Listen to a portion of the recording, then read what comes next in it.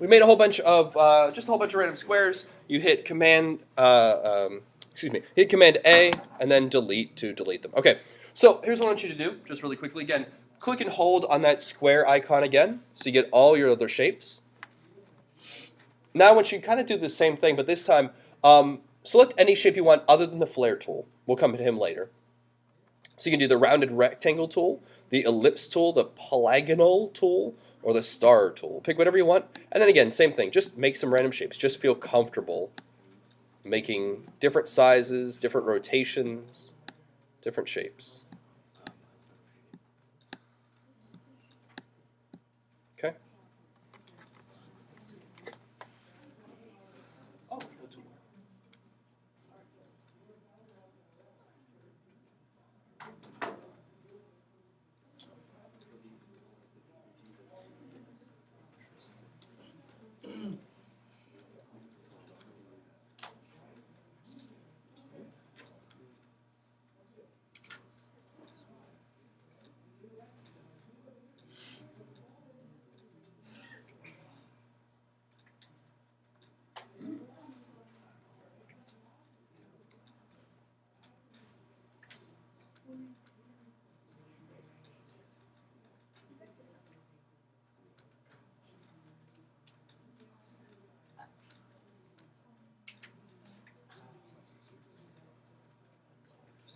Give me like 10 seconds. I'll take this one in a second.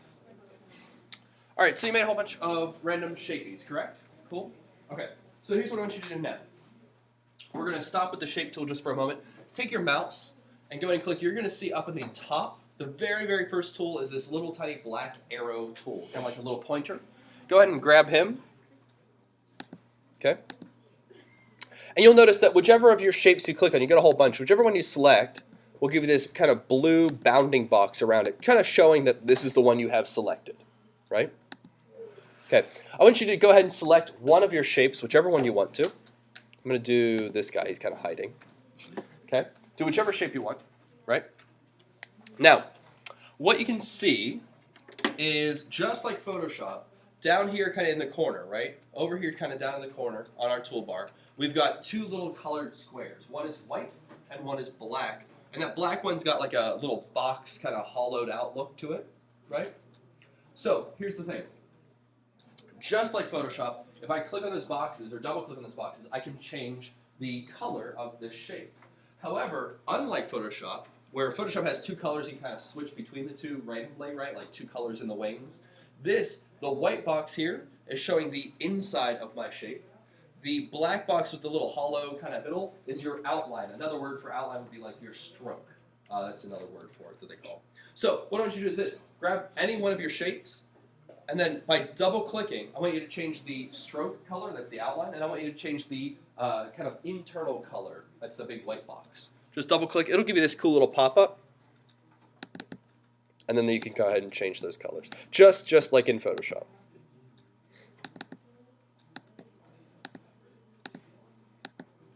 Once you've done one, go ahead and do another of your shapes. Same thing, change them to different colors.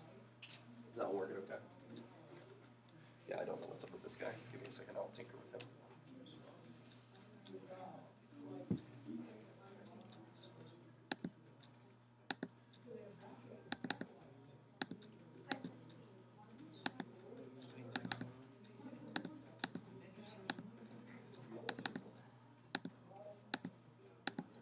Okay?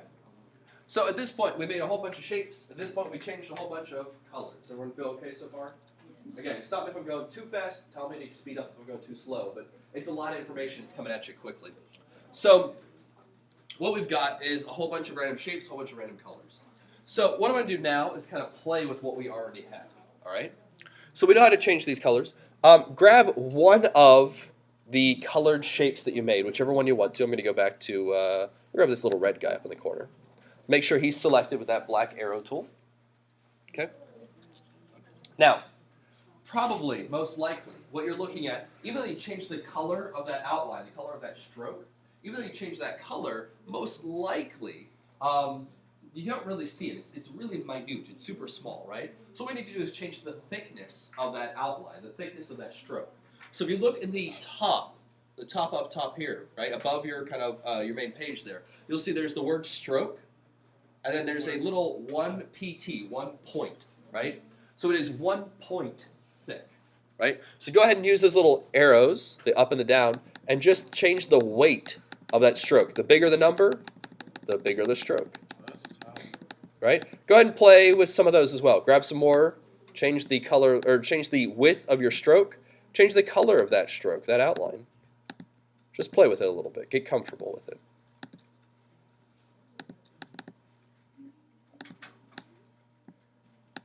So you should have a big menagerie of different things going on, different colors, kind of all over the place.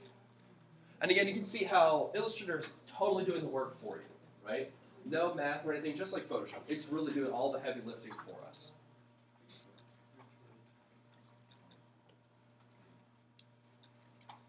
Cool. All right, so here's what I want to do. I want to take a pause. If you would, select all and delete. Gone. All right, so we've got a nice fresh page again. What I want you to do is this. Using any of the shapes that you want, again, minus the flare tool. You can click and hold, use any shape that you want. You can mix and match if you want to. You can change the colors if you want to. Change the weight of your stroke if you want to. You can change the color of your stroke if you want to. All I want you to do is make a very rudimentary, maybe a little elementary, make a flower. Totally your decision how you want it to look, but using these shapes, using these colors, make a flower. Make it look as good as you want to. As you're going along, you're going to find that there are problems that we haven't quite discussed yet. That's okay. That's all right. Find what works for you.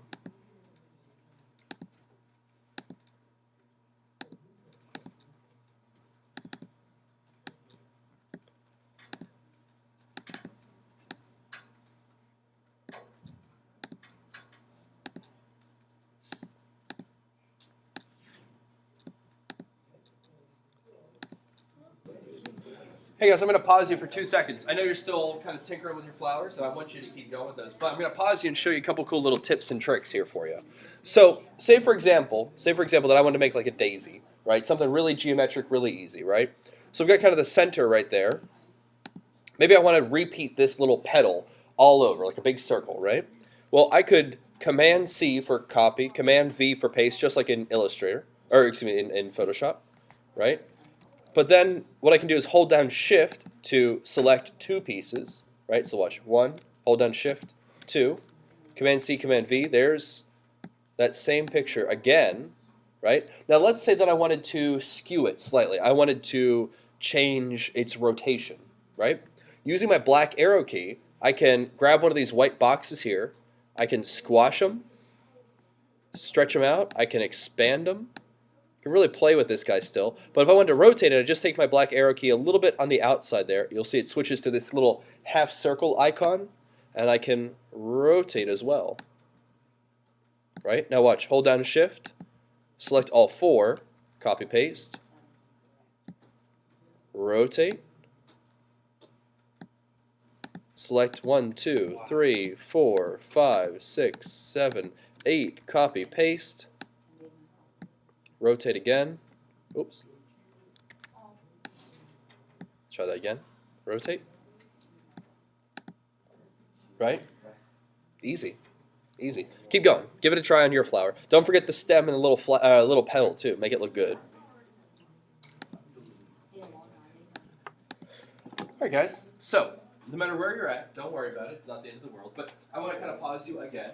And we're going to kind of build on this for a second. So, I'm going to bet that a couple of you guys probably ran into a couple random problems, right? For example, if you look at my incredibly artistic daisy, it is probably, I mean, it deserves to be in a museum. It's gorgeous.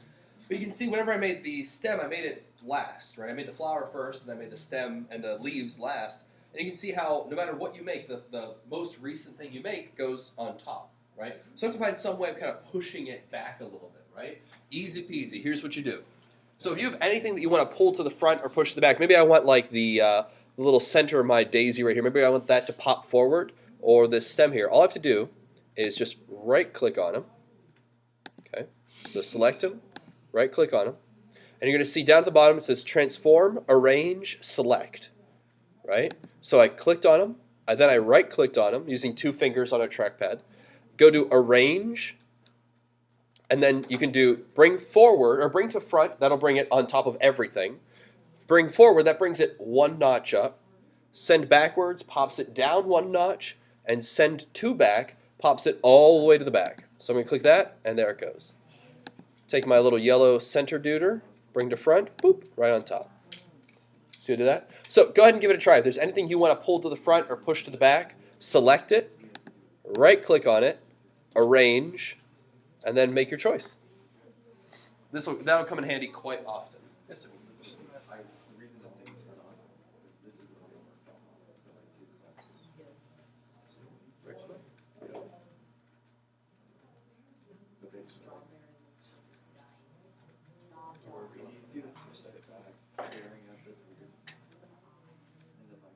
There's nothing to send back to, like it's behind that leaf. Right? Does that make sense? Yeah, of course. Yes, miss.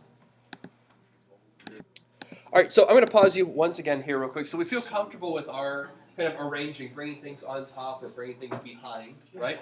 So I want to take a pause just from our amazing, immaculate flower drawing that we have, and we're going to return to him in a second, so don't delete him quite yet. So I want to do something, right?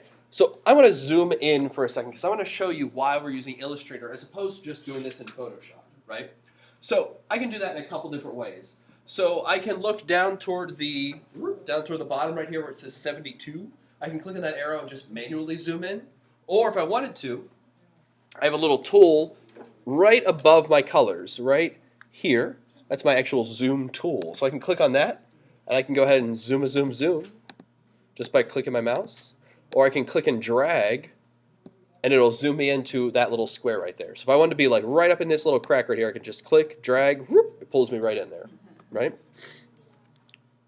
So if for some reason I go too close, let's say I get like, oh my gosh, too close, I can hold down the Alt-Option key, and you'll notice how my magnifying glass gets a little tiny minus sign in it. I can just click, and it'll reverse that back up. So release, zoom, Alt-Option, zoom out. So do me a favor if you would, go ahead and zoom in as close as you can to any one single part of your flower. Wherever you want to go, just keep zooming until it won't let you zoom anymore. You've zoomed too much.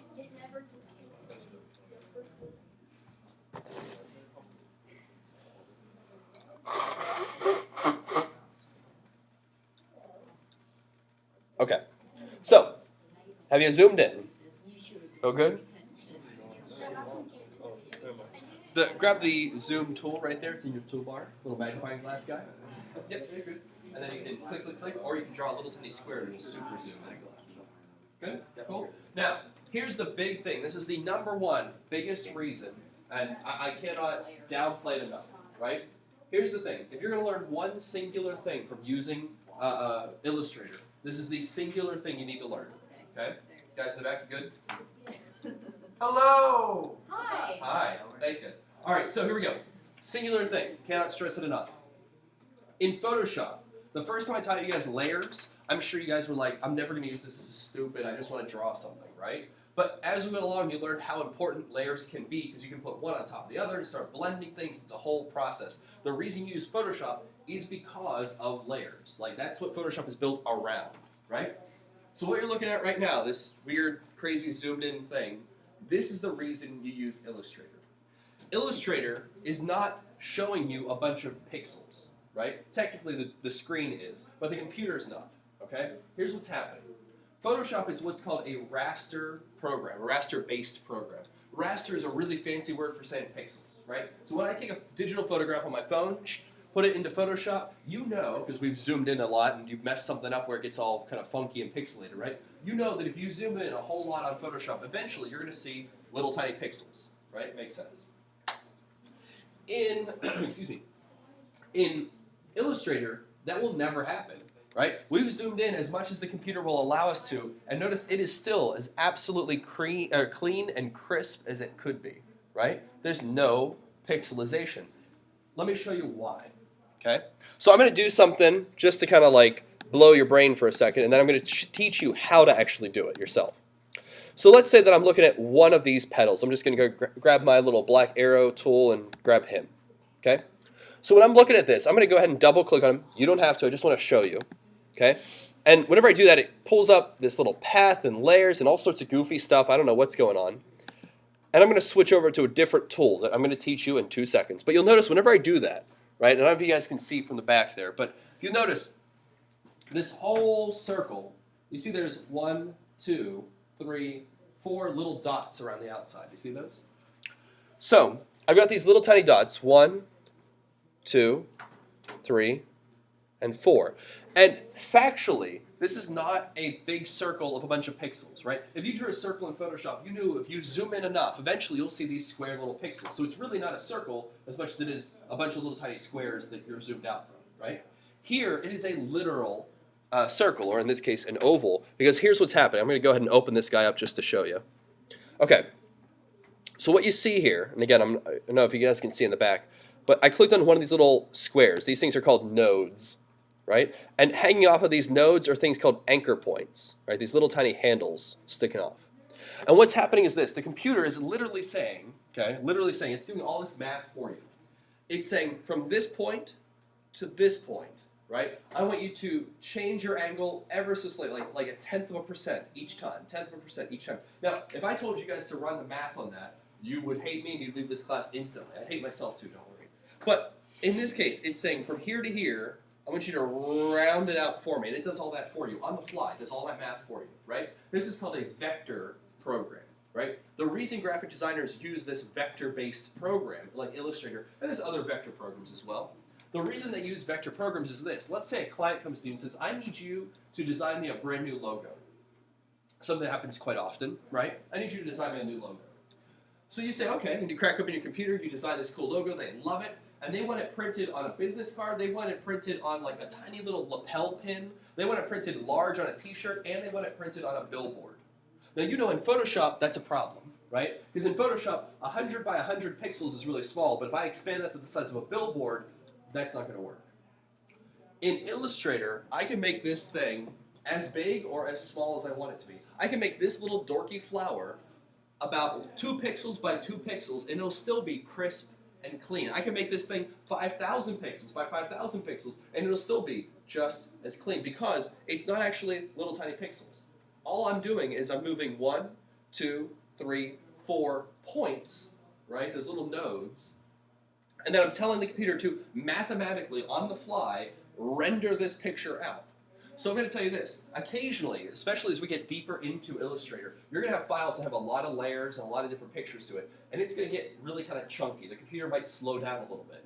The reason for that is it is literally rendering this picture on the fly. It's making it as we go along, right? Whereas Photoshop is just a bunch of squares and dots, right? So there's a lot more energy, a lot more math going on in this. But what you can end up doing is I can start kind of jacking with these things, right? If I grab one of these handles, I can start telling the computer to do something really wrong,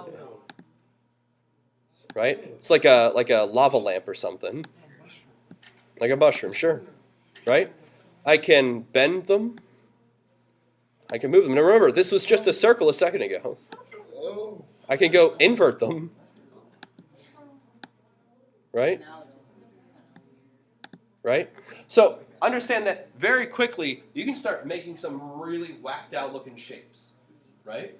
I'm going to show you how to do that because it's extremely important for you guys to understand that, again, what we're playing with right now, is not pixels. I can't stress that enough. What we're playing with is not pixels. We're playing with vectors. They are 2 totally different things. I know it looks the same, it feels the same, but we're dealing with 2 totally different things. So for example, if you felt like there was times where you were struggling in Photoshop that didn't do what you wanted it to do, you may prefer Illustrator because it's working completely differently. Okay? Just saying. So here's what I want you guys to do. I'm going to bring you into what I was just doing a second ago. So go ahead and grab your black arrow tool again. Grab any one of the petals from your flower, whichever one you want to. Grab a petal. I'm going to grab this guy. Okay? Once you've grabbed him, okay, what I want you to do is double-click inside of that shape. When you do that, you're going to notice this gray bar kind of pops up at the top. I'm going to explain more about that a little later on in another lesson, but basically what's happening is this. Kind of like a big toolbox, right? Kind of like a cardboard box. Basically, inside this one little tiny pedal, this little tiny oval, right, is a whole bunch of math. Now, normally, Illustrator will protect you from that math. It knows you hate math, so it's going to hide it from you. By double-clicking on it, I'm saying, no, no, no, let me into this box. It's kind of opening it up a little bit. Again, we'll get into layers and paths and all this stuff later on, but for right now, just think about it like you're opening a box by double-clicking on it. Now, what I've got is still this singular shape, and you'll notice how all my other petals, everything else, kind of faded away a little bit, right? Because now, at this point, I'm only playing with this one singular object. Cool? Now, we're going to switch. Okay, so we've been using this black arrow tool. If you look right next to it, there's a white arrow tool. Go ahead and click on your white arrow tool with that petal still selected. And you'll notice that the petal changes, right? It no longer has that blue bounding box around it. Instead, it's just highlighted blue, and you see these little tiny squares, these little nodes. With your white arrow tool, with your white pointer, I want you to go ahead and just click on any one of those little tiny square nodes, any one you want to. If you mess up, don't worry. You can pull it back. Whenever you click on it, you're going to see these little tiny anchor points, these little tiny, like a teeter-totter, kind of pokes out on the side. You see those? Little teeter-totters. Right? What I want you to do is this. Go ahead and grab any one of those anchor points, any of the little tiny blue circles. They're microscopic, but they're there. Click on one of them and just jack it up. Do something to it. Mess up this pedal.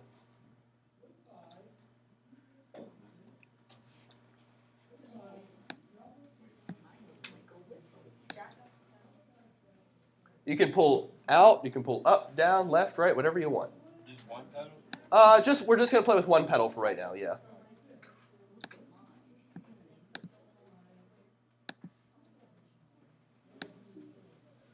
So mine looks like a weird kidney bean.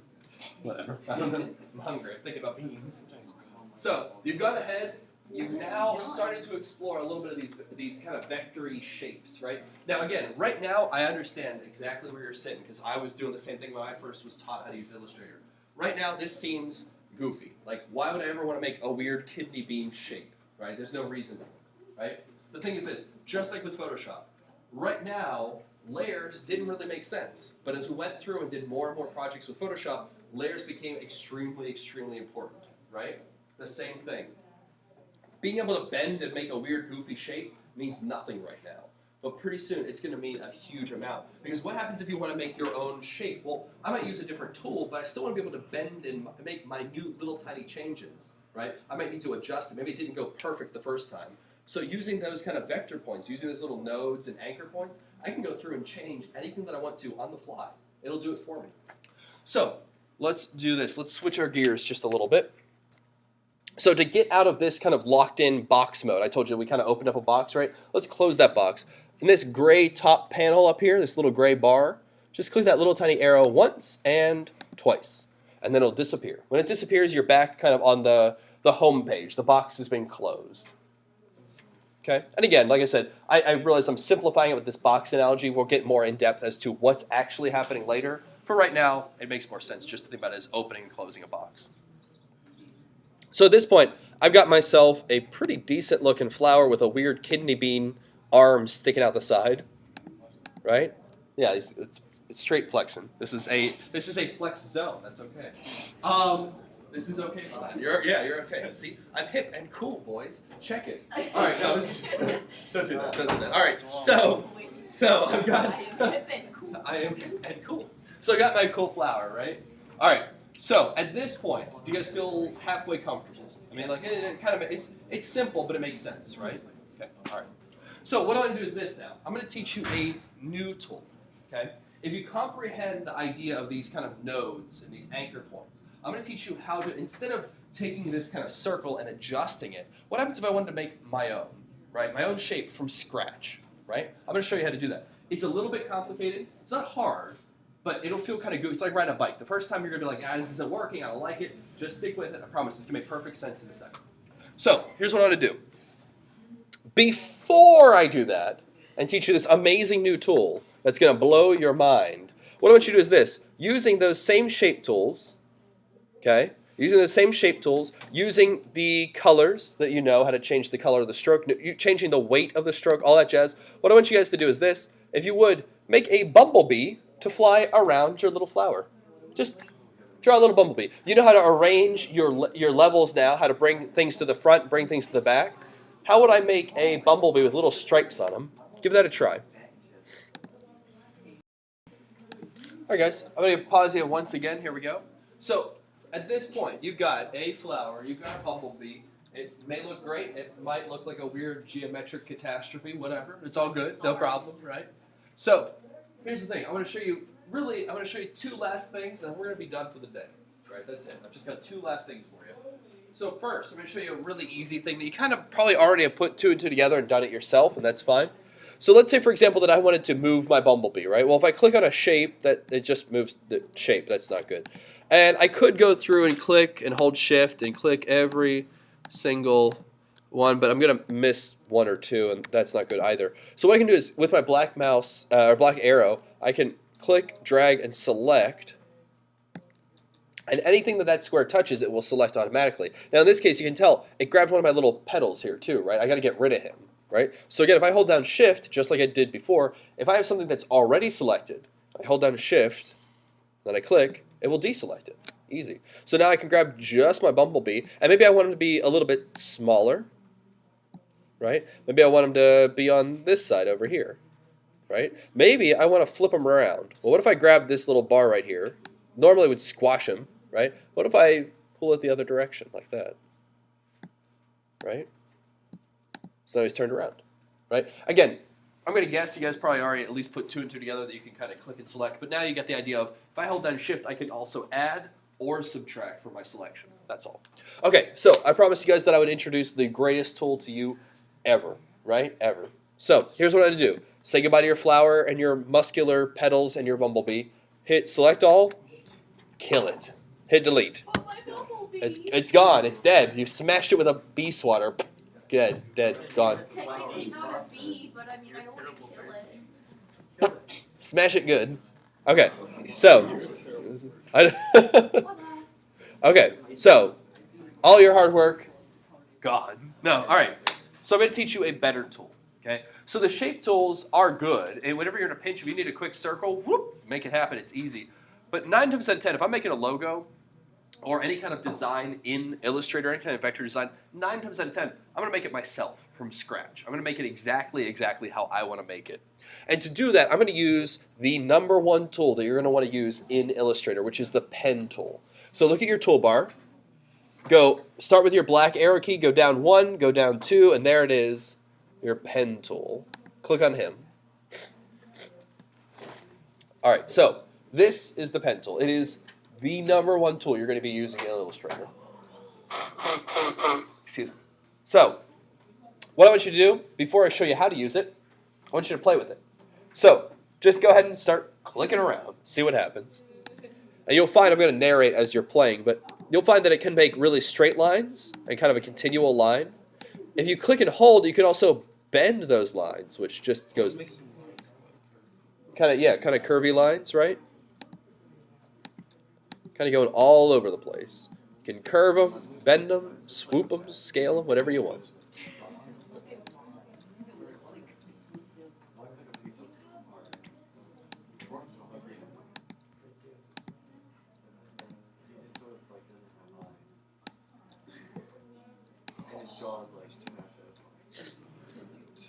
So do me a favor, whenever you're done making this weird, goofy shape, click that black arrow tool so that the weird, goofy shape is selected. Right? I want you to go ahead and scale it down just for the sake of argument and kind of make it so it's like 1/4 of the page. Just grab that corner and kind of squish them, right? Just grab that corner and kind of squish them down. And then I want you to go ahead and change the colors again. So change that background color, whatever you want. Change that stroke color, that outline color. That's what that was. And then change the weight of the stroke as well. Change the size of that stroke. So what you have is this incredibly goofy looking shape. Right? So by changing the colors, you can see where there's maybe like a hole punched through it, and we can see that white paper behind it. You can change the stroke weight up at the top there and make that outline nice and thick. Change the color of this stroke by double-clicking. We know all that stuff, right? Feel pretty good? Right? It's goofy, it's weird. Why would I have you teach this tool? Well, I'm going to show you what it can do. So, take your goofy shape and delete them. Gone. I know. We're deleting everything today. It's gone. It's gone. So, go back. Grab that pen tool. All right, now, I'm going to walk you through step by step on this. So listen carefully to how I do it because it's a little bit goofy at first, but in the future, it'll just feel second nature, like riding a bike. You'll just be able to do this without thinking about it. But the first time, it's really goofy, so stay with me. Okay, you ready? Okay. So take your pen tool and just click once. Okay, so we've locked down an anchor point, right? A node, right? Now move almost like you're making like a triangle, like a big pyramid. Move your mouse kind of upwards at an angle, wherever you want it to be. Okay. Now I want you to click and I want you to hold. And I want you to drag it out so it looks like a fourth of a circle, like a little curvy curve. So you click, hold, drag it out, but don't release. Okay. Click, hold, drag. Okay. Now here's the thing. I'm going to mess up on purpose. You guys just hang out with me. Okay. If I were to release right now, it gives me a nice curve. But let's say I want to make like a tidal wave, like a buzzsaw, like a curve, right, going inverted, right? If I want to do that, I can click, but you see how it automatically pops me out in the other direction. So even if I go like this to make like a tidal wave, like a cool wavy bend thing, it looks more like a snot booger, right? It's not sharp and angular like I want it to look, right? So here's what you guys are going to do. I'm going to back the truck up for a second. So you clicked, you held, you pulled, and you haven't released, right? So what I want you to do is look down while you're still holding, look down at your keyboard, and there's a key Alt Option. Alt Option. Push and hold Alt Option, move your mouse. Right? What's happening, almost like the hands on a clock, what's happening is I can tell the computer where I want it to bend to. So instead of it curving outwards, I want it to curve inwards. So make like a little acute triangle right there. Just like mine over here, like pointing back inwards. Okay? Now you can release on everything, just let go. Right? Now, here's the thing. Go back out here, way over here. Okay, you ready? It's all going to make sense in a second. Click and pull in. And there's your cool shark fin tidal wave. See how I did that? Right? Now, here's the thing. Let's say for a second that I grab my white mouse or my white arrow tool. I could go back and play with that anchor point. I could bend it inwards and change the actual angle of that tidal wave right there, right? It's a little bit goofy. Like I said, the first time is always goofy. But do me a favor. Go ahead and make a whole ocean of tidal waves. See what you can do. Can you make more than one all in the same line, right? So I click, I hold, I drag. I use that Alt Option to bend it around. Release, pull it in. Release. What if I did another one? Drag, Alt Option, release, drag it in. I could keep going all day long. Drag, Alt Option, release, bend and pull. Keep going. I'm going to come around and help you guys out a little bit, okay? Don't stress it. All right, so here's the deal, guys. At this point, we've got ourselves about 25-ish minutes left in the day, all right? You guys have learned, understand, you guys have learned quite a lot today. And I know it sounds kind of silly because we basically made a dorky-looking flower and some tidal waves, right? But understand that basically, in a matter of one class period, I taught you like 3 weeks worth of information, right? There are other classes you can take this same kind of like graphic design, how to learn Illustrator class, and they wouldn't even begin talking to you about the pen tool until like a month into class because it's a more advanced concept, which is why right now it feels kind of silly. Like, why am I going to do this, right? But I promise it's going to make perfect sense down the road. So what I want you guys to do is this. Last thing for the day, okay? For the remainder of the day, no matter where you get, I want you to start fresh. So select all and delete. Get rid of those waves. They're gone. Using your entire canvas, so the whole sheet of blank white on your screen right there, right? Using that entire canvas, I want you to draw anything you want to.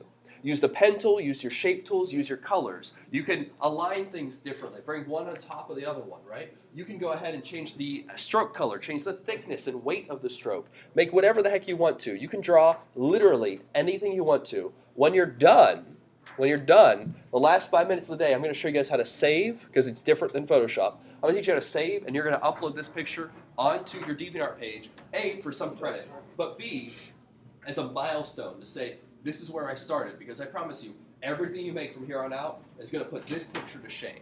I'll show you one that I did, just to give you an idea. This is one that I did earlier, or last class, excuse me, last period, yesterday. I made this picture.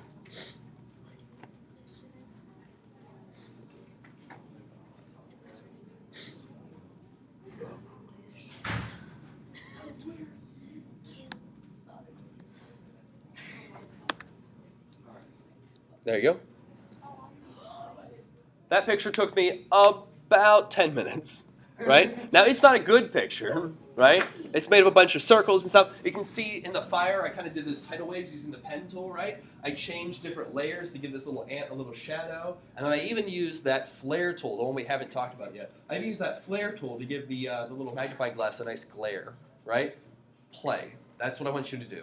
Make any picture you'd like to. And then I'm going to teach you how to export it and upload it, okay? Oh, okay. Make whatever you want, okay? Go for it, go for it. You can make literally anything you want to, but play around, experiment, okay? All right, guys, thank you.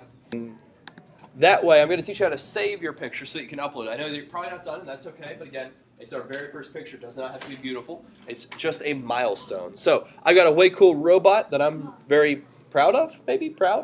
All right, so here's what you need to do. Go up to File. Now, we're not going to save it. I know it seems really counterintuitive, right? We're not going to save it because if I hit Save As, it's going to try and save it as an Illustrator file, which for our projects is phenomenal. Just like saving as a Photoshop file, we can edit it later. But for uploading to DeviantArt, not going to help us out. Instead, we're going to go on down to Export. So File, Export. It's going to give you a pop-up window, and I'm going to explain that to you. File, Export. Now, depending on how you were using your computer, it might give you a different kind of pop-up here. We want to save it as either a PNG or a JPEG. It's kind of your choice, whatever you prefer. I'm going to hit Export. It's going to give me another pop-up. I'm going to go ahead and replace that. It's going to give me another pop-up. And it's going to ask my JPEG options, right? And you're going to see color, model, CMYK, RGB, or grayscale. Now remember from dealing with Photoshop, right? If I uploaded a picture to DeviantArt that was in the mode, remember we did mode once? Mode CMYK, DeviantArt rejected it. It did not want it. So make sure that you select, instead of CMYK, select RGB. Then you can hit OK. And like that, it is saved. You're done. And that's it. If you have any questions or if you have any issues trying to upload this picture to DeviantArt, call me because occasionally things do happen, and I'll be able to help you out.